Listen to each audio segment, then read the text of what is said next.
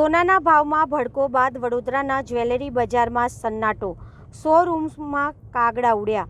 દેશમાં સતત વધી રહેલા સોનાના ભાવ અને વડાપ્રધાન નરેન્દ્ર મોદી દ્વારા સોનું ચાંદીની ખરીદી ટાળવાની અપીલની અસર હવે સીધી જ બજારમાં જોવા મળી રહી છે. વડોદરાના જ્વેલરી બજારમાં છેલ્લા કેટલાય દિવસથી ગ્રાહકોની સંખ્યા નોંધપાત્ર રીતે ઘટી ગઈ છે. અલકાપુરી, માંડવી અને અકોટા જેવા વિસ્તારમાં આવેલા મોટા જ્વેલરી શોરૂમમાં અગાઉ જેવી ચહલ-પહલ હવે જોવા મળતી નથી. કેન્દ્ર સરકારે સોનાની ઇમ્પોર્ટેડ ડ્યુટી 6% વધારીને 12% કરતાં સોનાના ભાવમાં ભારે ઉછાળો આવ્યો છે. વડોદરામાં 10 ગ્રામ સોનાનો ભાવ ₹1.66 લાખનો પાર પહોંચતા સામાન્ય લોકો માટે સોનાની ખરીદી મુશ્કેલ બની રહી છે. વેપારીઓ જણાવે છે કે ગ્રાહકો હાલ માત્ર ભાવ પૂછવા આવે છે, પરંતુ ખરીદી કરતા નથી. શહેરના અનેક જ્વેલર્સના જણાવ્યા મુજબ જ્યાં રોજ મોટા પ્રમાણમાં ઘરેણાંનું વેચાણ થતું હતું, ત્યાં હવે આખો દિવસ પસાર થઈ જાય છે, છતાં બોણી પણ થતી નથી. કેટલાક વેપારીઓએ હાલની સ્થિતિને બજારમાં કાગડા ઉડ્યા જેવી ગણાવી છે. સોનાના ઓર્ડર ઘટતા નાના કારીગરો અને કામદારો પર પણ અસર પડી રહી છે. લગ્નસરાની સિઝન નજીક હોવા છતાં બજારમાં જોવા મળતો સન્નાટો હવે વેપારીઓ માટે ચિંતાનો વિષય બન્યો છે.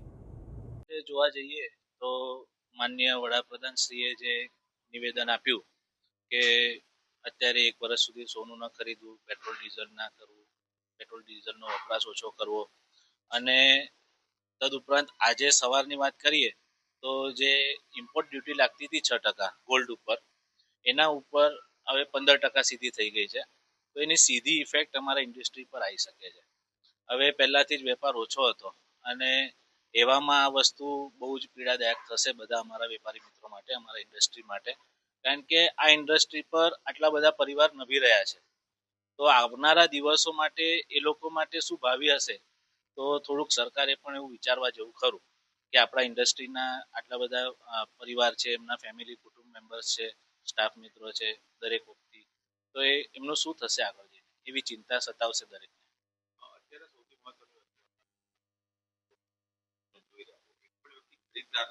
હા, અત્યારે એની જ ઇફેક્ટ ચાલી રહી છે, કારણ કે લોકો પણ અત્યારે અસમંજસમાં છે કે એક બાજુ એવું કહેવામાં આવ્યું હતું કે હવે કોઈ સોનું ખરીદશે નહીં એટલે સોનાનો ભાવ નીચે આવી જશે, લોકોની લોકમાન્યતા પણ એ ખોટી સાબિત થઈ. એક બાજુએ ઇમ્પોર્ટ ડ્યુટી વધારી દીધી તો ભાવ પણ વધી ગયા છે.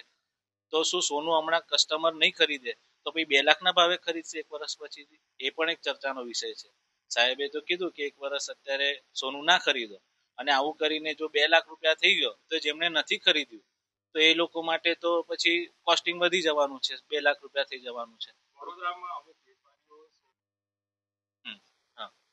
એટલે બટ ઓબ્વિયસ છે, વડોદરાની આખા ઇન્ડિયામાં આ વસ્તુ કદાચ થઈ શકે છે, કારણ કે આ ઇન્ડસ્ટ્રી બહુ મોટી છે, એના કારીગરોનો બહુ મોટો પ્રશ્ન આવે છે. હવે ઠીક છે, શોરૂમ જેનો હોય એનું તો સ્ટોક હોય તો સર્વાઈવ કરી શકે છે, પણ નાના નાના કારીગરો, એમના એમ્પ્લોયીઓ, તો એ લોકો માટે તો ચોક્કસ મારી અપીલ છે સરકારને કે એ લોકો વિશે કંઈક વિચારવું પડે સરકાર.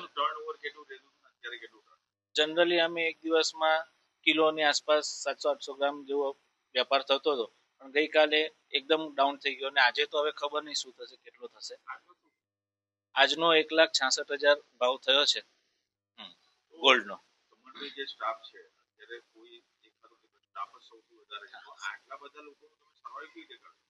એ તો હવે જેવું સમય આવશે તે રીતે કરીશું. થોડાક ખર્ચા પણ ઓછા કરવા પડશે, ઇતર ખર્ચા, કારણ કે બિઝનેસ હોય ત્યારે બધું આપણે રાચ રચેલું જીવન જીવીએ છીએ, પણ જ્યારે ઘરમાં ઇન્કમ ઓછી થતી હોય ત્યારે આપણે જે છૂટો હાથ હોય એને પણ થોડોક આપણે આવરી લેતા હોઈએ છીએ.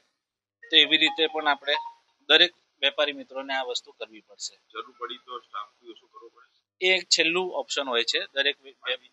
હા, અત્યારે તો કશું એવું વિચાર્યું નથી, કારણ કે સ્ટાફ હશે તો જ એ લોકો આગળ કંઈક કામ કરી શકશે. પણ ઇતર જે એમ્પ્લોઈઝ કોસ્ટ સિવાય એડમિનિસ્ટ્રેટિવ કોસ્ટ પણ હોય છે, તો પહેલું એડમિનિસ્ટ્રેટિવ કોસ્ટ આવે, ધેન આફ્ટર એમ્પ્લોય કોસ્ટ. હા, ચોક્કસ પડી શકશે. અત્યારે લગ્નસરાની સિઝન ચાલે છે, અને આવું વાતાવરણ હું 12 વર્ષથી આ ફિલ્ડમાં છું, પણ મેં અત્યાર લગીને આવું કશું જોયું નથી. આવું વાતાવરણ આ ફર્સ્ટ ટાઈમ આવું છે. મને તો એવું લાગે છે હવે આ જે વધ્યો છે એના હિસાબે 1.75 સુધી જઈ શકે છે.